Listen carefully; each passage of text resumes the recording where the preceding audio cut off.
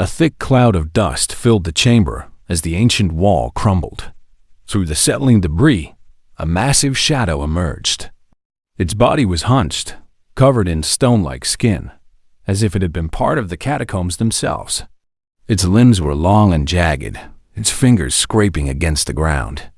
Then, its eyes opened, not just golden, but burning with something wild and unnatural. Shaggy's breath caught. "Zoinks! I liked it better when it was trapped." Scooby trembled. "Rhea, me too." The Guardian stepped forward, his face grim. "No, this cannot be." Velma glanced at him. "You knew this was here." The Guardian didn't answer immediately. Instead, he whispered, almost in disbelief. "The Forgotten One. It has awoken." A deep, gurgling snarl filled the chamber. The creature's head snapped toward them. Fred clenched his fists. "We have to stop it." The Forgotten One lunged, its massive claws smashing against the stone floor. The gang barely dodged as rubble rained down. Velma flipped through Dr. Thorne's journal, scanning the text. "It says the creature was sealed with the energy of the catacombs. If we don't restore the seal, it'll regain its full strength." Daphne glanced at the crumbling walls. "How do we do that?" Velma pointed toward the stone pillars surrounding them. "The binding pillars. They're part of the original seal. If we activate them, we can trap it again." Fred and Daphne rushed to press their hands against the nearest pillars. Slowly, ancient symbols flickered to life, glowing faintly. The Forgotten One screeched, sensing what was happening.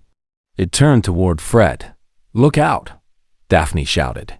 Fred barely dodged as a massive claw swiped at him, cracking the pillar in half. Velma's heart pounded. "If it destroys the pillars, we're doomed." Scooby suddenly sniffed the air, his nose twitching. He darted toward a small alcove, tail wagging. "Ray, I found something." Shaggy chased after him. "Scoob, this is not snack time." But Scooby wasn't sniffing food. He grabbed a small stone tablet, covered in ancient carvings. Velma's eyes widened. "Scooby, that's the control sigil." Fred turned. "Meaning?"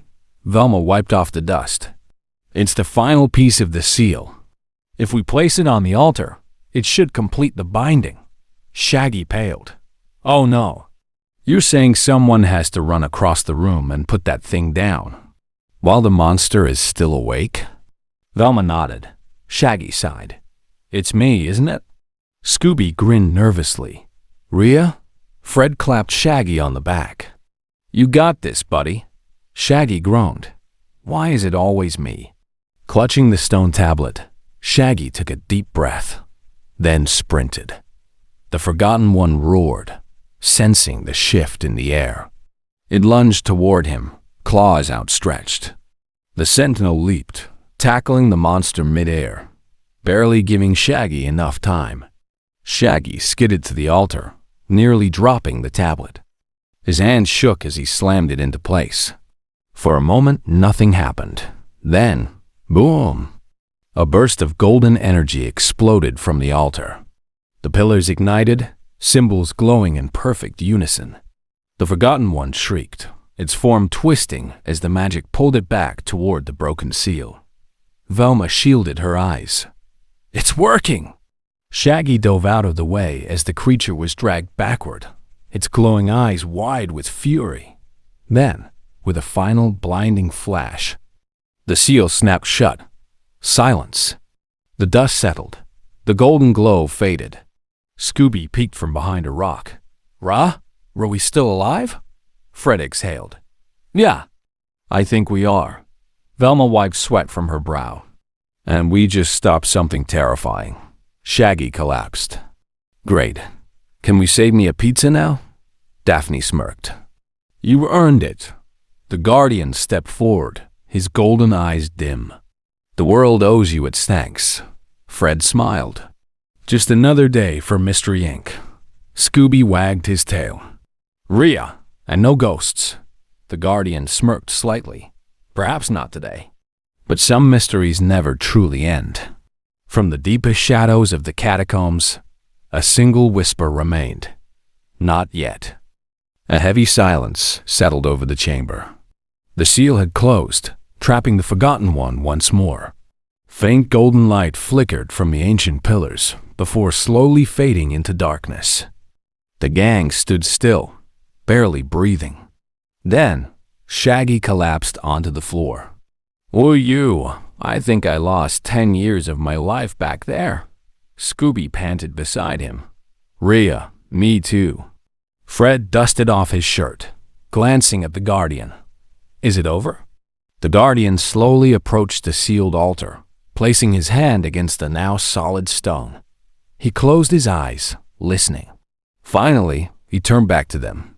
"The Forgotten One is bound once more, but the catacombs must remain undisturbed." Daphne crossed her arms. "Yeah, no argument there." Velma adjusted her glasses. "But there's still one thing that doesn't add up, Dr. Elias Thorne. If he was studying this place, where did he go?" Before anyone could answer, a coughing sound echoed from a passage nearby. Fred's eyes widened. That came from down the tunnel. The gang hurried down a narrow passage, their flashlights cutting through the dust-filled air.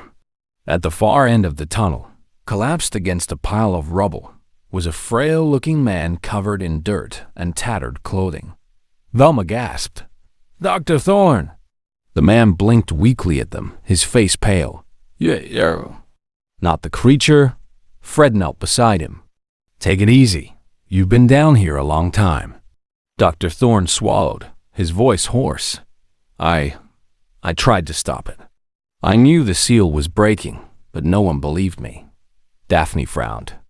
"How long have you been trapped?" Dr. Thorne gave a weak chuckle. "Lost count. Weeks? Maybe longer." Shaggy's jaw dropped. "Man, I can barely last an hour without snacks." "How did you survive?" Dr. Thorne leaned back against the wall.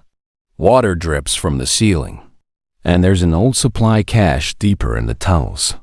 But I knew I couldn't leave. Not until I was sure the creature was sealed again." Fred nodded. "Well, it is now. And we're getting you out of here." Dr. Thorne's eyes softened. "Thank you." Guided by the Guardian, the gang retraced their steps through the catacombs. Now that the Forgotten One was sealed, the air felt lighter, as if the tunnels themselves were no longer alive with whispers. When they reached the stone staircase, Fred and Velma helped Dr. Thorne up each step, while Shaggy and Scooby made sure nothing creepy was following them. Finally, they reached the wooden door leading back into the Church of St. Lucinda. With a firm push, Fred forced it open, and they stepped into the moonlit chapel above. Shaggy took a deep breath. "Oh, fresh air. I missed you." Scooby wagged his tail. "Rhea, no more tunnels." Dr. Thorne looked up at the night sky, his eyes welling up with emotion. "I never thought I'd see the stars again." As they stepped outside, the church bell tolled, sending a deep echo through the streets of San Marco. Velma turned to the Guardian. "So, what happens now?" The Guardian's expression was calm. "The catacombs will be sealed once more. No one will enter again." Daphne raised an eyebrow. "And what about you?" The Guardian looked toward the old ruins, his golden eyes dimming slightly. "My duty is to watch, to ensure it stays buried." Fred gave a firm nod. "Then, we'll make sure people stay away from this place." Dr. Thorne shook his head. "There will always be those who dig too deep. But at least now, they'll have a warning." As the gang walked back toward the mystery machine, Velma paused, glancing over her shoulder. A cold breeze drifted from the church. The faintest whisper curled through the air. She frowned. Daphne noticed. "Something wrong?" Velma hesitated, then shook her head. "Probably just my imagination." Scooby tilted his head. Maybe." Fred opened the van door, gesturing inside. "Come on, guys, let's get out of here."